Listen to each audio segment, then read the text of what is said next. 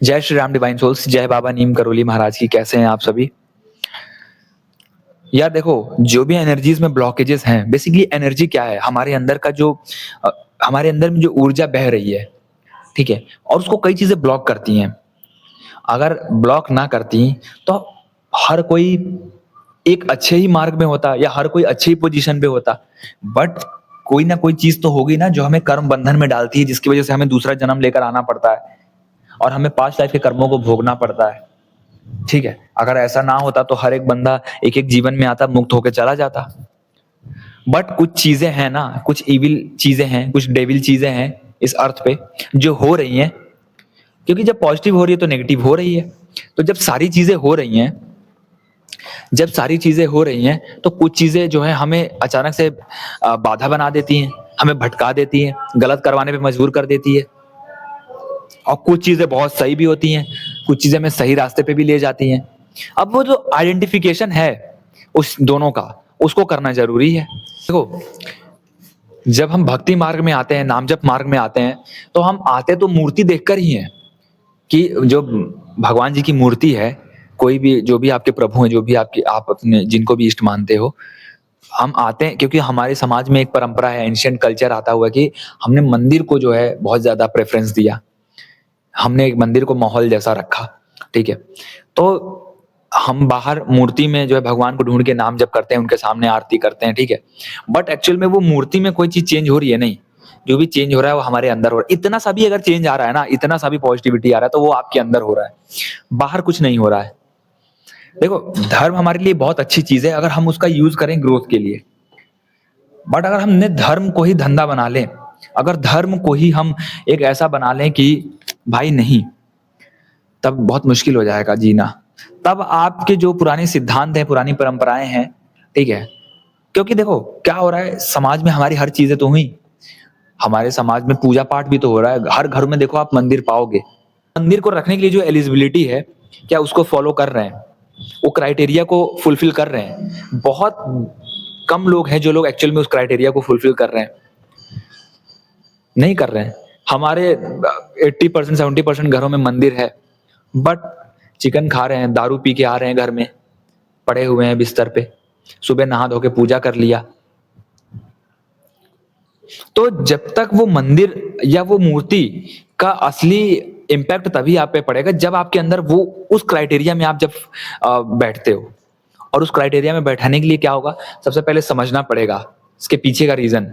जो आप भक्ति कर रहे हो, नाम जप कर रहे हो, उसके करने के बाद आप क्या क्या चीजें कंज्यूम कर रहे हो।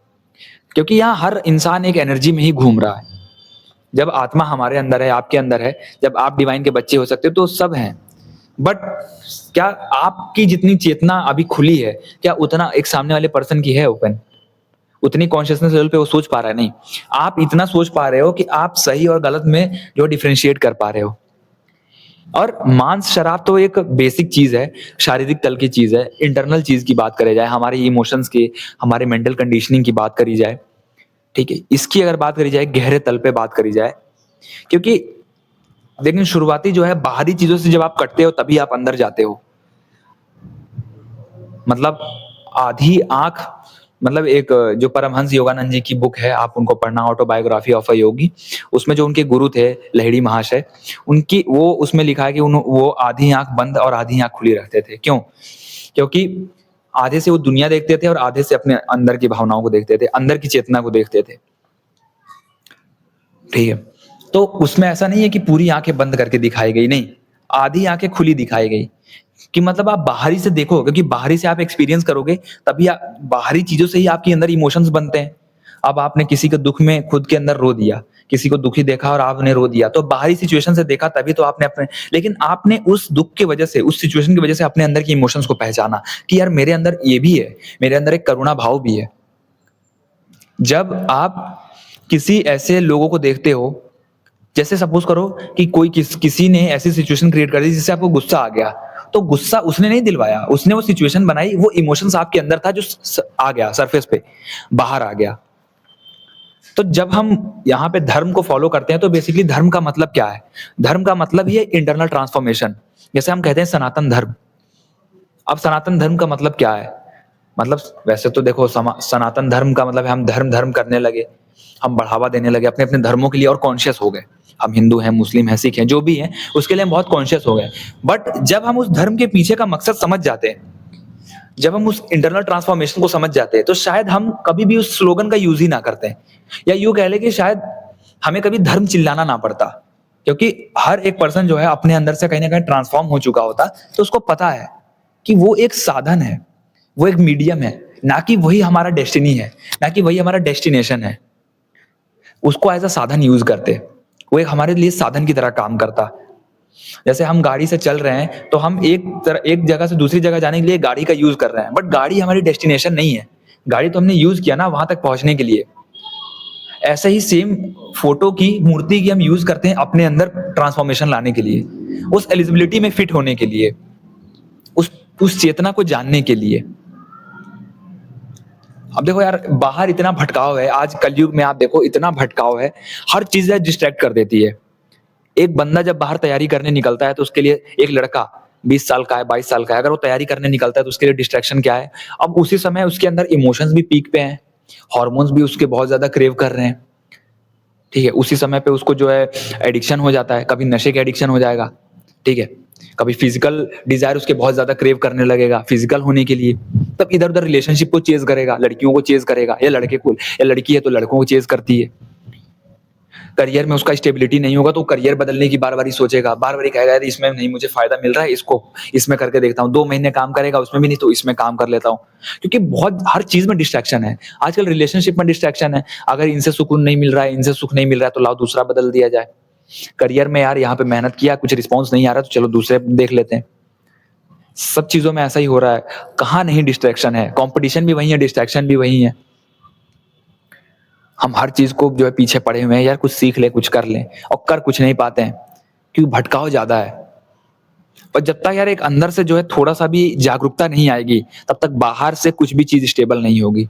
और वो दौर, ये जो दौर है ये इसी तरफ बढ़ भी रहा है, ठीक है। ये चीज, ये जो दौर है ये धर्म को लेके ज्यादा बढ़ावा दे रहा है, ठीक है, जातिवाद, रिलीजन को।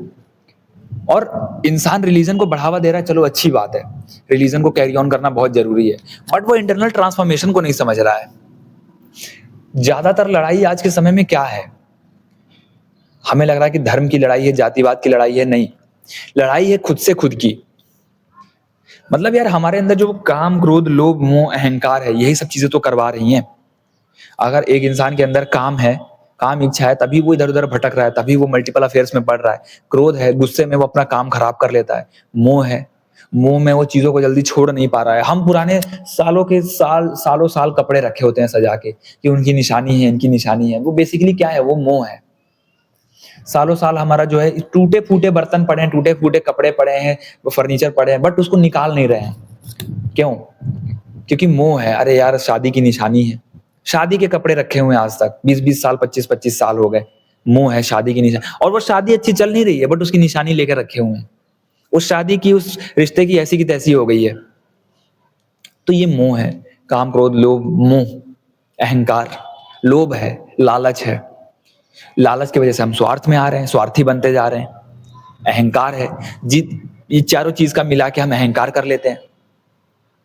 तो यार ये सब चीजें हैं, ठीक है। और देखो, इंसान आइडियल तब होगा, आइडियलिस्टिक बातें उस पर तभी अच्छे लगेंगी जब वो एक लेवल पे होता है, अन्यथा उसके मुंह से आइडियलिस्टिक वगैरह कुछ नहीं अच्छा लगता कि भाई हम तो ऐसे हैं, बड़े शरीफ हैं, हम ये हैं, कुछ नहीं, कोई नहीं सुनने वाला। आपकी शराफत कौन देखने आ रहा है? अगर आप शरीफ भी हो तो कौन देखने आ रहा है?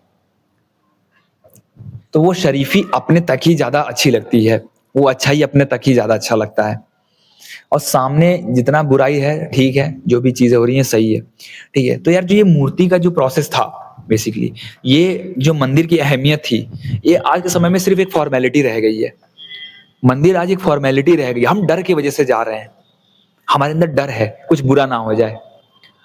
उससे ज्यादा बुरा हम अपने दिनचर्या में कर दे रहे हैं। मंदिर हम जाते हैं 10 मिनट के लिए, बट जो दिन भर है 23 घंटा 50 मिनट जो है, उसमें हम कितना बुरा चीज कर देते हैं। उस करने से नहीं डरते हैं, बट मंदिर नहीं जाए तब हम डरने लगते हैं। आज का धर्म हमें यहां लेकर लाकर खड़ा कर दिया है। तो यार देखो क्या होता है अब आगे। अब यार जो भी चेंज आएगा, अब देखो समाज में या तो पूरा डिस्ट्रक्शन ही होगा, क्योंकि डिस्ट्रक्शन होने के बाद ही कुछ नया रख पाएंगे, नई न्यू आ पाएगी। जब डिस्ट्रक्शन होगा तो इंसान के अंदर जो सप्रेस्ड इमोशंस है वो बाहर आएंगे। जब वो बाहर आएगा तब वो एक्चुअल में अपने इंटरनल ट्रांसफॉर्मेशन को एम्ब्रेस करेगा, एक्चुअल में उसको पहचानेगा कि यार ये चीज तो मुझे बदलनी है, क्योंकि बाहर चीजें तो यार पता नहीं कब तक रहेंगी कब तक नहीं। तो वो चीज बहुत जरूरी है, तो हम शायद उस चीज से भटक रहे हैं। ठीक है, इसीलिए मैं आपको कहता हूं कि आप मंदिर में अगर नहीं जा रहे हो तो वो बहुत बड़ी चीज नहीं है। आप मंदिर मत जाओ, आप जहां हो वही नाम जप करो। अगर कोई नाम जप नहीं भी करता है तो अपने सांसों के द्वारा मेडिटेट करे, सांसों को पकड़े, क्योंकि हमारी ह्यूमन बॉडी जब तक है जब तक हमारी सांसें काम कर रही हैं। ग्रेटिट्यूड की भावना आए हमारे अंदर। तो जब हम ग्रेटिट्यूड वाली स्थिति में जाते हैं तो हम हमारे पास जो चीजें हैं उसमें हम बहुत ज्यादा हैप्पी फील करने लगते हैं। जय श्री राम, जय बाबा नीम करोली महाराज की।